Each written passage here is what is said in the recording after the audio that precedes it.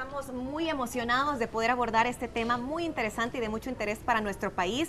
Estamos hablando de la minería en El Salvador y para ello nos acompaña Sandra Asensio y Bernardo Belloso, expertos en este tema. Y estábamos hablando un poco antes de comenzar nuestra sección de que muchas personas pensaban de que no existía la minería en nuestro país o que no hay posibilidades de explotación. Así que bueno, vamos a hablar de este tema que está muy interesante. Bienvenidos a Hola El Salvador. Bienvenidos. Gracias a ustedes por la invitación. Sandrita, perdón, antes nos dice, yo veo El Salvador, así que desde ya bienvenida. Ay, disculpe que no esté Edwin, pero él necesitamos mandarlo a descansar cada cierto tiempo. Se nos recalienta, se le recalienta ahí un poquito el cerebro y va a descansar. Es una cosa que no. Yo los miro, así que bienvenida a su casa. Bueno, muchas gracias. Bueno, comenzando a hablar de este tema, importante también, ¿en qué situación está El Salvador en cuanto a la explotación de la minería? Sabemos que hay movimientos o ciertas regiones donde existe esta posibilidad de explotación, pero que también hubo movimientos que estaban pues a la defensa pues medioambiental de este recurso. Cuéntenos, ¿de qué sucede? ¿Cómo sucede esta cosa? Bueno, pues digamos que estamos iniciando más o menos como al inicio del año 2000, que ya se empieza a ver cierto movimiento, pero decir de que en este país ha existido minería desde hace más de 100 años, estamos hablando desde como 1800. Nosotros contamos con diferentes leyes, ¿verdad?, que permiten que exista minería en El Salvador, pero debido a todos los impactos negativos que esta ocasiona es que más o menos como el 2005-2006 pues se abre un movimiento que pretende detener la minería en El Salvador, porque a pesar de que pudieran tener beneficios la minería, pero los impactos que ocasiona son más grandes de los beneficios que esta produce. Contaminación del agua, por ejemplo. A eso quería preguntar yo, Bernardo. Aquí en El Salvador, así como decía Lorena, nadie se podría imaginar que todavía existe oro, plata, bronce, cobre. Entonces hay muchas regiones que se está explotando, pero hay mucha gente también en su casa que compra el oro porque al final compra sus joyas y todo, pero no se percata del impacto medioambiental que esto genera, que se destruyen hábitats completas, se destruyen también los recursos para nosotros los seres humanos, que se contaminan ríos. Cuéntenos un poco también, aparte de eso, de que sabemos que se destruyen bosques, ¿qué más, cómo nos afecta a nosotros como seres humanos la explotación de todos esos recursos? Bueno, yo solo quiero recordar de que en El Salvador, en tiempos anteriores, como decía Sandra, ya se han desarrollado explotaciones mineras, pero de una manera artesanal, diríamos. Es decir, en El Salvador no hay registro de que se han desarrollado explotaciones mineras de manera industrial, sino que artesanal, pero cuando empezamos a hacer la investigación, los lugares en donde se han desarrollado explotaciones mineras, bueno, tenemos San Sebastián, en el caso de Cabañas, en El Dorado, que también hubo una explotación minera vía túneles, y se registran también otras explotaciones mineras en Metapán, aquí específicamente en Tacachico, por Paisnal.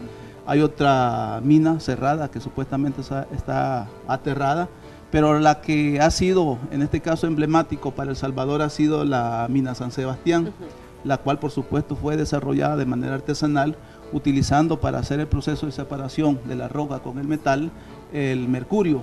El mercurio es un elemento químico, pero también altamente contaminante, y que cuando ésta hace conexiones con las aguas, en donde quiera, posteriormente las aguas, quienes las consumen, pues prácticamente genera enfermedades de insuficiencia renal, entre otras enfermedades. Bernardo, ya que usted lo menciona esto del mercurio, solo para que usted tenga una idea de lo que significa una gota de mercurio, si usted lo vierte sobre un río, es capaz de contaminar todo este río. Ahora imagínense ya la extracción de estos metales, quiere decir que están ocupando altas cantidades de mercurio concentrado, lo cual es perjudicial para nuestra salud. Ahora, estamos hablando desde el año 2000 hay un proceso quizá más avanzado, más industrializado para sacar esto. Sí, ahora, ¿cuáles son las bases o el respaldo legal que se tiene tanto para la inversión extranjera como para la protección de la salud de los seres humanos, el ecosistema también? Porque hay muchas comunidades que han salido a protestar porque no los ven en aquellos lugares y han tenido que venir a la capital a decir, hey, allá nos está afectando, allá tenemos deslaves, allá el agua, ya se nos secaron los mantos acuíferos, han tenido que venir a la capital a protestar. Exacto. Entonces, qué es lo que se está haciendo y hablemos también de la minería verde, que la minería verde, ellos vienen y dicen, hey, sí se puede hacer minería, está esta solución. Bueno, en realidad es un tema bastante complicado y voy a explicar las siguientes razones. Después del 2000 para acá, en El Salvador se generó un movimiento en contra de los modelos de explotaciones mineras, vía cielo abierto, vía túneles o como sea.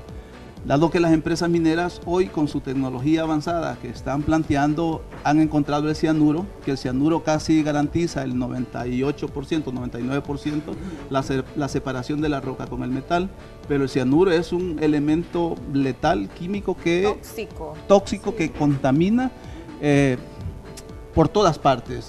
El polvo o la tierra, el agua, los suelos, las plantas que consumen el cianuro también son bastante contaminadas, los animales que beben, es decir, el cianuro se transmite a través de la cadena alimenticia y eso es muy importante también saberlo, ¿no?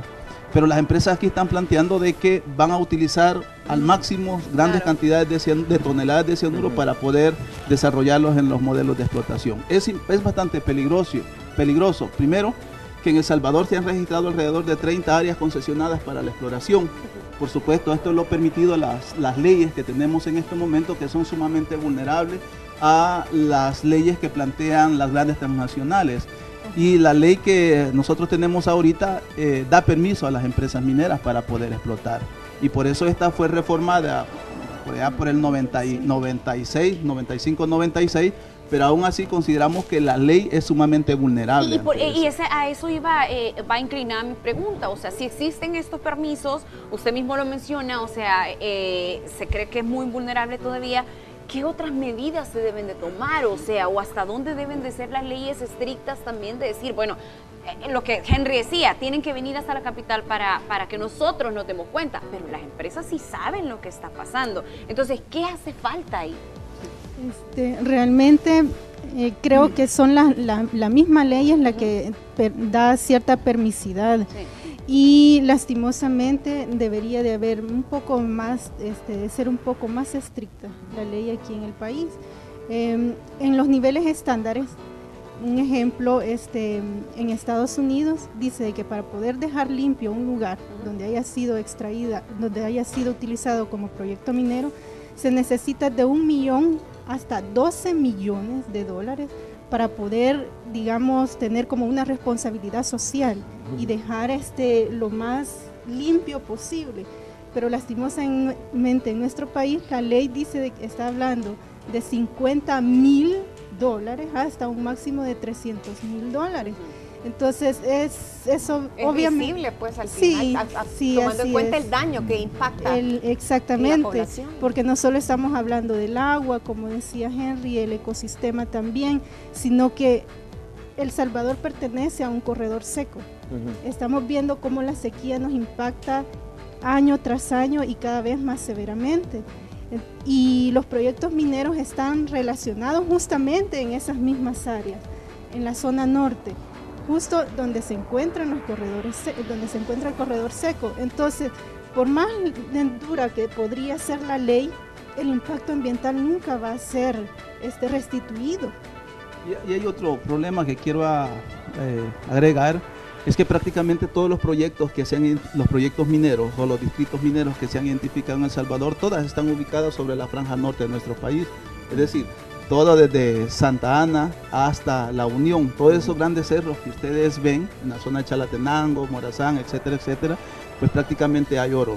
En algunos con un oro mucho mejor de calidad que otros lugares, sin embargo las empresas están interesadas. Sobre esas montañas en donde desprenden los principales ríos, y aquí vamos a hablar del río Lempa, que viene desde Honduras, vamos a hablar del río Grande, que también, Zumpul, el río Huascorán, entre otros ríos. Es decir, todos esos ríos provienen de las zonas altas de nuestro país, pero son esas zonas altas en donde están identificadas para desarrollar la explotación. Miren, yo solo quiero agregar para que sepamos por qué se sigue sacando el oro, ¿sí? Y es que a nivel mundial la economía funciona en el factor cambio oro-dinero. Ya, entonces cada país respalda el billete que pueden andar circulando con una cantidad de igual valor de oro en algunas bóvedas, porque eso el oro vale igual en todas partes del mundo. Entonces es por eso que se sigue sacando el oro, porque nunca va a cambiar su valor. El billete sí, pero el oro jamás cambia su valor. Entonces, ese es el por qué las empresas a nivel mundial siguen extrayendo oro de cualquier forma. Y no solamente eso, Henry, sino que también la tecnología está utilizando el oro.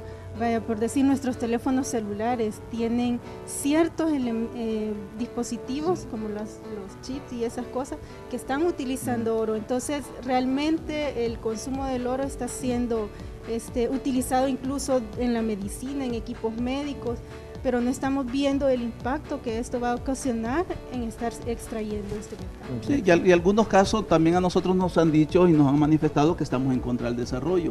Y es que no es que estemos en contra de la modernización, del desarrollo, etcétera, etcétera. Sino más bien del trabajo, lo que conlleva que podamos estar en ese desarrollo. Efectivamente, es que también se han generado estudios a nivel mundial en donde se habla de que todo el oro que supuestamente ya se ha sacado a nivel mundial, pues hay suficiente para poder avanzar con la tecnología. El problema es lo que decía Henry.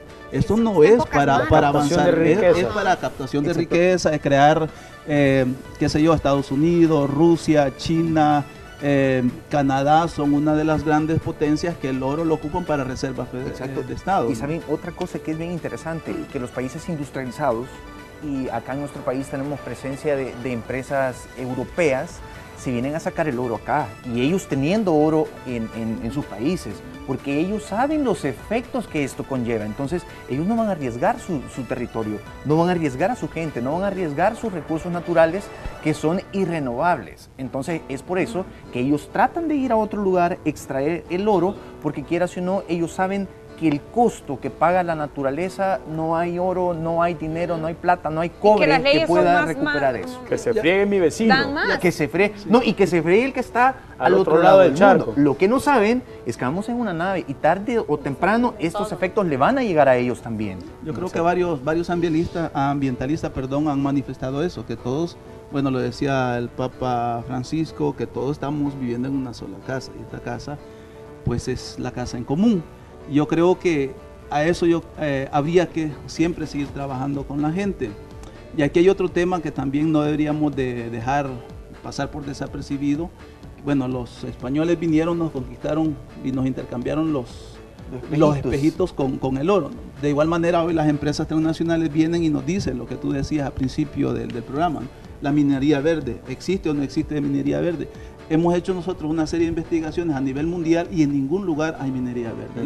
Lo que ellos utilizan o ocupan son spots para poder generar campañas, pero también de parte del público. Efectivamente, yo creo que esa es la base fundamental, que ellos necesitan hacer una serie de campañas para que sea receptora por toda la población, es decir, y acepte que la minería es buena. Entonces es ahí donde muchas veces caemos y no conocemos realmente los impactos que esto genera. Exacto. Bernardo, Sandra, muchas gracias por haber estado con nosotros. Este es un tema que no se acaba acá, este es un tema que no solo aquellas personas que viven al norte de nuestro país tienen que estar pendientes, sino que nosotros también, porque nos afecta directamente. Así que es hora de comenzar a hacer un cambio, es momento de cuidar también el medio ambiente, porque si usted lo ve un poco lejano, déjeme decirle que un par de añitos le va a llegar ahí cerca de su casa. Así que nuevamente, Sandra, Bernardo, gracias por haber estado con nosotros. Gracias. Muchas gracias. Y síganos viendo, oye, por favor. Gracias. Y yo solo dejar una reflexión igual, que esta entrevista ha sido entre el agua y la tierra, porque acabamos de celebrar el Día Internacional del Agua en el mes pasado.